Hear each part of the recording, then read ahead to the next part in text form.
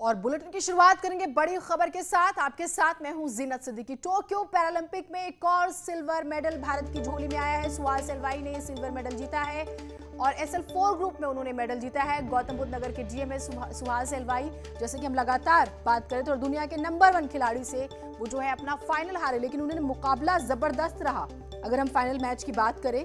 और भारत ने 17 मेडल अपने नाम किए। और हम सुहास एलवाई का जिक्र करें, 3 सेट तक के मुकाबला चला। सुहास ने पहला गेम 21-15 से जीता। इसके बाद दोनों गेम कड़े मुकाबले से वो हार गए। के बाद पैरा ओलंपिक में भारत की टीम ने बहुत अच्छा प्रदर्शन किया है और आज हम सबके लिए एक नई खुशखबरी आई है कि जिलाधिकारी नोएडा जो इस पैरा ओलंपिक में भाग ले रहे हैं, उन्होंने आज पैरा ओलंपिक में सिल्वर मेडल प्राप्त किया है। मैं श्री सुहास एलवाई को इसके लिए हृदय से बधाई देता हूं, प्रदेशवासियों की ओर से हृदय से बधाई देता हूं, अभिनंदन करता हूं। मुझे प्रसन्नता है कि अपने प्रशासनिक दायित्वों का कुशलतापूर्वक निर्वहन करने के साथ ही उन्होंने पैरा ओलंपिक में भी बड़ी सफलता प्राप्त की है। इससे पहले भी वो कई मेडल प्राप्त कर चुके हैं। आज ये भारतीय टीम के लिए एक नई उपलब्धि उन्होंने जोड़ी है। मैं इसके लिए उन्हें हृदय से बधाई देता हूं, अपनी शुभकामनाएं देता हूं। हमारे लिए तो भी ऊपर अगर कोई चीज़ हो तो वो जीत चुके हैं, देश का नाम रोशन किया है। It was a very well played, very well, extremely well played match, जिसमें से almost at every stage it was tie breaker sort of. बहुत ही डिसाइसिव मैच था and I am proud of him, I am extremely proud of him. आपने कल कहा था कि आप मैच नहीं देखती, आज मैच देखा सुबह? क्या नहीं, मैंने मैच नहीं देखा, मैं जाप ही करती हूँ। मैच के समय मैं जाप कर रही थी। मैं मैच सुबह उठी आप तो आपने क्या क्या प्रे किया? सबसे पहले बताइए जरा। कुछ चीज़ें अपने मन में रखी जाती हैं। पहले सर से आपकी बात हर बार रही थी, इस बार बात करी? हाँ, मेरी इस बार भी बात हुई थी। मैं इनफैक्ट सुबह 5 बजे मेरा एक एग्ज़ाम था, UPSC का मुझे कंडक्ट कराना था, तो मैं ट्रेजरी गई थी और मैं वो एग्ज़ाम का करवा करके ट्रेजरी सेक्टर मजिस्ट्रेट रवाना करके फिर मैं वापस घर आई हूँ।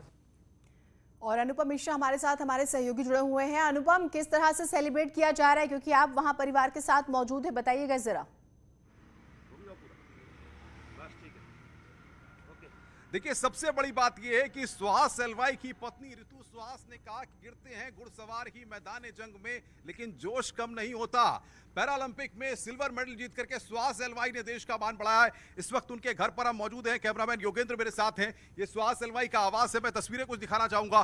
किस तरीके से आप देखिए कि यहाँ पर जो स्टाफ भी यहाँ पर मैच देख रहा था, फिलहाल वो सब परिवार के अंदर जा चुके हैं और परिवार के साथ वहां पर एंजॉयमेंट हो रहा है। ऋतु सुहास वहां पर हैं, उनकी बुआ जो सुहास एलवाई की बुआ है शांतामणि, वो वहां पर हैं, और साथ ही साथ जो स्टाफ यहां पर रहता है कलेक्ट्रेट का और जो DM का स्टाफ रहता है, वो भी यहां पर काफी उत्साहित है। लगातार जब से मैच शुरू हुआ था तब से वो मैच देख रहे थे। हमने ऋतु सुहास से बात की, वो लगातार बता रही थी कि आज सुबह उठने के बाद वो लगातार प्रे कर रही थी। उन्होंने भगवान से प्रार्थना की। बच्चे सुहास एलवाई के काफी उत्साहित थे, वो कह रहे थे कि पापा जीत कर आएंगे। और पापा ने यहाँ पर जिस तरीके से देश के लिए ही नहीं, हर किसी के लिए, युवाओं के लिए एक मैसेज जरूर दिया है। और आपको बताएं कि जिस तरीके से उत्तर प्रदेश के मुख्यमंत्री योगी आदित्यनाथ ने भी सुहास एलवाई के सिल्वर मेडल लाने पर बधाई दी है। लगातार लोगों के आने का सिलसिला यहाँ पर जारी है। वो तस्वीरें भी हम आपको दिखा रहे हैं कि लोग यहाँ पर पहुंच रहे हैं, अलग अलग जगहों से यहाँ पर लोगों के पहुंचने का सिलसिला भी जारी है। सुहास एलवाई की पत्नी को यहाँ पर बधाई दी जा रही है और सोशल मीडिया पर भी जिस तरीके से सुहास के लिए कैंपेन चल रहा था, अब वो लोग भी काफी उत्साहित है। जीरत, बिल्कुल। और आज आखिरी दिन पैरालंपिक्स का और भारत की झोली में एक और गोल्ड, 17 मेडल सिल्वर जो आया है आज, और 17 मेडल जो है भारत को मिले हैं। वहां पर आपकी और बात हुई होगी, किस तरह से वो सेलिब्रेट कर रहे हैं, क्योंकि आपने जब सुबह बात की उनकी पत्नी से, वो बता रही थी कि वो जाप करती हैं जिस वक्त मैच चल रहा होता है। ये भी बहुत बहुत अच्छा है। सुबह से वो ये एक और बात कह रही थी कि हमारी तो रात बहुत भारी थी, बहुत मुश्किल से रात कटी है।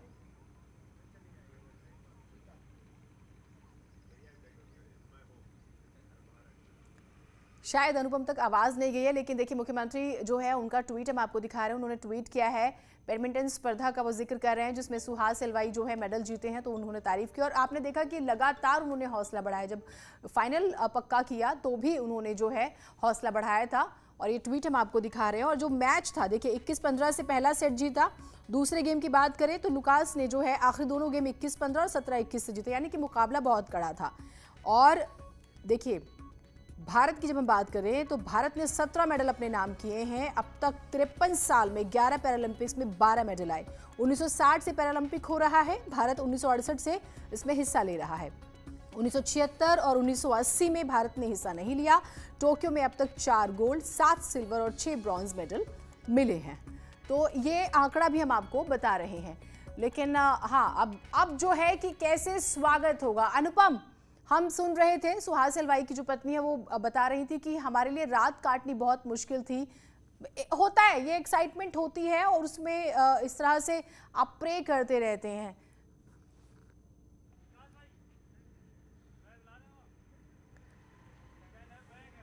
शायद आवाज जो है वो नहीं जा पा रही अनुपम के पास, हम बात करने की कोशिश करेंगे। लेकिन उत्तर प्रदेश जो है मेडल वो भी दे रहा है। सुहास एलवाई को बधाई। प्रधानमंत्री नरेंद्र मोदी ने भी देखिए ट्वीट किया है, सुहास यतिराज ने अपने असाधारण खेल प्रदर्शन की बदौलत पूरे देश का दिल जीता है, इसमें कोई शक नहीं है। सुहास एलवाई की जब हम बात करते हैं, अगर आप उन्हें देखें 2007 में वो आईएएस बनते हैं, बेंगलोर में नौकरी शुरू की, लेकिन बार बार लगा कि नहीं कुछ बड़ा करना है। फिर उन्होंने यूपीएससी की तैयारी की। 2005 में पिता की मौत हो जाती है, फिर भी हिम्मत नहीं हारी और साल 2007 में सुहास यूपी कैडर से आईएएस अधिकारी बने। यूपीएससी पास करने के बाद उनकी पोस्टिंग आगरा में हुई। आगरा के बाद जौनपुर, सोनभद्र, आजमगढ़, हाथरस, महाराजगंज, प्रयागराज, गौतम बुद्ध नगर के वो जिलाधिकारी बने और अपनी ड्यूटी खत्म होने के बाद लगातार टाइम निकालकर वो प्रैक्टिस करते थे। धीरे धीरे उन्होंने प्रोफेशनल तरीके से बैडमिंटन खेलना शुरू किया और 2016 में उन्होंने इंटरनेशनल मैच खेलना भी शुरू किया। 2016 बीजिंग एशियाई पैरा बैडमिंटन चैंपियनशिप में उन्होंने गोल्ड जीता। 2018 वाराणसी राष्ट्रीय पैरा बैडमिंटन चैंपियनशिप में गोल्ड जीता। 2018 की बात करें तो जकार्ता में एशियाई पैरा खेलों में कांस्य पदक उन्होंने अपने नाम किया और पैरालंपिक्स में, टोक्यो पैरालंपिक्स में सिल्वर मेडल जीता।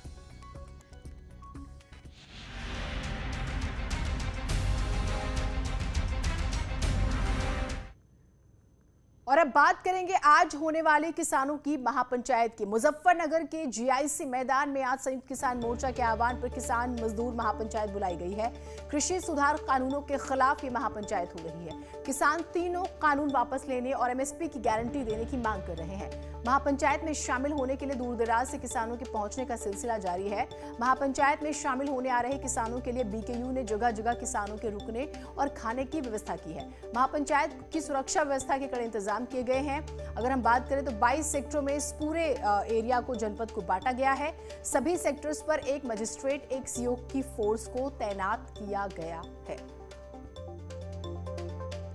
तो आज किसानों की महापंचायत है। आपने देखा कल बसों से, पैदल, रात को ट्रेनों से, अलग अलग जगहों के यानी कि देश के अलग अलग कोनों से जो है वो किसान यहाँ पहुंच रहे हैं और महापंचायत सरकार पर दबाव बनाने की पूरी कोशिश जो है इसके जरिए हो रही है।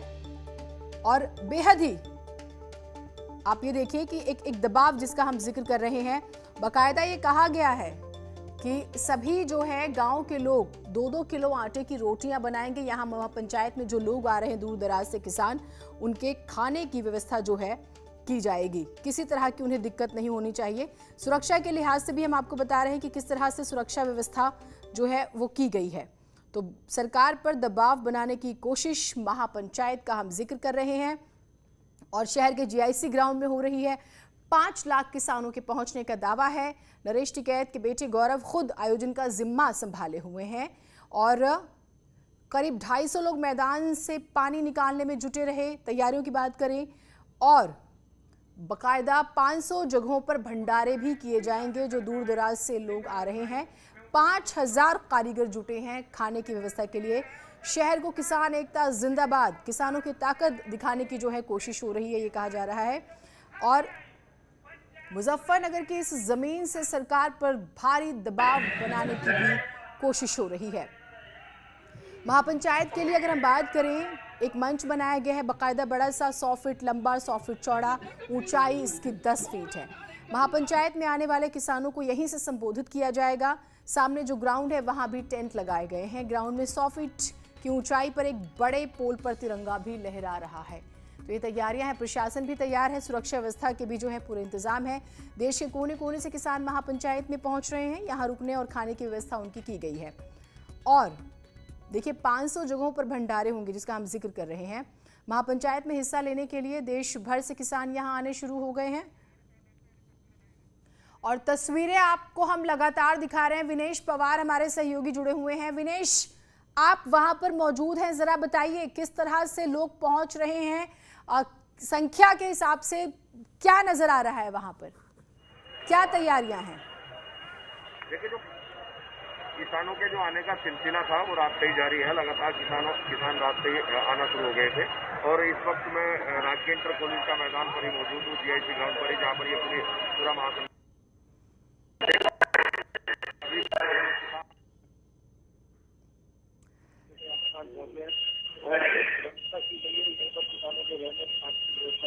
जगह जगह हमारे लगाए गए। तो रात से ही किसान महापंचायत की तो जो टर्म पर होगा लगभग 11 बजे तक पूरा किसान जो आने होंगे वो सब यहाँ पहुँच जाएंगे। अभी भी सड़कों पर किसान है, जाम जगह जगह लगा हुआ है और हालांकि जिला प्रशासन ने व्यवस्था को देखते हुए जो रूट प्लान था वो पहले से ही बदल दिया था। आपकी आवाज जो है वो साफ नहीं आ पा रही है, कोशिश करेंगे दोबारा से जुड़ने की। आप तस्वीरें लाइव देख रहे हैं न्यूज़ 18 की स्क्रीन पर। महिलाएं भी आपको बड़ी संख्या में नजर आई। किसान जो है वो कल से ही पहुंचने शुरू हो गए थे। सुरक्षा के पुख्ता इंतजाम है, अधिकारियों को जो है जिम्मेदारी दी गई है। यहाँ मेरठ जोन के एडीजी राजीव सभरवाल की बात करें, डीआईजी सहारनपुर प्रतिंदर सिंह और एसएसपी मुजफ्फरनगर अभिषेक यादव लगातार सुरक्षा व्यवस्था का जिम्मा संभाले हुए हैं।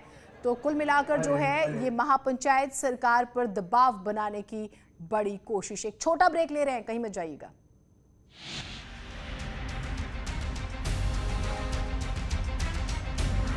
सभी विधानसभा सीटों पर कल से शुरू होगा बीजेपी का प्रबुद्ध सम्मेलन।